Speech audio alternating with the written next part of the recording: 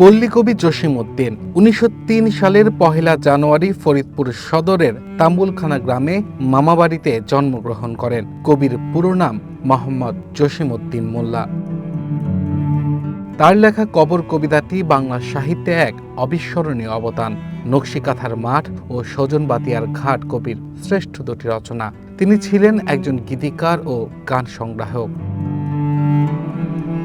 কবির ৫০তম মৃত্যুবার্ষিকীতে ফরিদপুরের অম্বিকাপুরের সমাধিতে ফুল দিয়ে শ্রদ্ধা জানান জেলা প্রশাসক কামরুল হাসান মোল্লা। পরে জসিম ফাউন্ডেশন ও প্রশাসন সহ শিক্ষক শিক্ষার্থীরা শ্রদ্ধা নিবেদন করেন। শেষে কবির রুহের মাগফিরাত কামনায় আয়োজন করা হয় মোনাজাতের। কবির ব্যক্তি জীবন এবং কবিকে নতুন প্রজন্মের কাছে তুলে ধরার জন্য আমাদের জসিম ফাউন্ডেশন উদ্যোগ গ্রহণ করেছি। আমরা কবির সৃষ্ট বিভিন্ন বিষয় নতুন প্রজন্মের কাছে তুলে ধরার জন্য এবং কবিকে মহিমান্বিত করার জন্য মৃত্যুঞ্জয়ী জসিমউদ্দিন নামে আমরা একটি গ্রন্থ প্রকাশ করতে যাচ্ছি।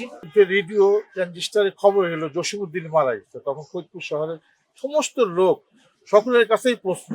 তখন তো এত অ্যাভেলেবল ছিল না, ডিসির কাছে কেউ যেতে পারতো না। তো তখন সবাই কিভাবে জানবে, তথ্য বিশদ হচ্ছে যে লাশ আসবে কিনা, ফরিদপুরে লাশ আনা হবে কিনা। ইতিমধ্যে বিকেলে ২টার পরে হেলিকপ্টার আসা হলো, হেলিকপ্টারে ঘুম দিচ্ছিল পুলিশ লাইনের পর দিয়ে, হেলিকপ্টারে লাশ আনা হলো। পরে এইখানে তাকে নিয়ে আসা হলো। এই জায়গাটা তখন এরকম ছিল না, একদম এই উঠোনের সমান সমান ছিল। ইতিপূর্বে তার ৪-৫ জনের কবর এখানে ছিল। ১৯৭৬ সালের ১৪ই মার্চ পল্লীকবি ঢাকায় মৃত্যুবরণ করেন। কবির কবর কবিতা অনুযায়ী ডালিম গাছের তলায় তাকে সমাহিত করা হয়। One national desk.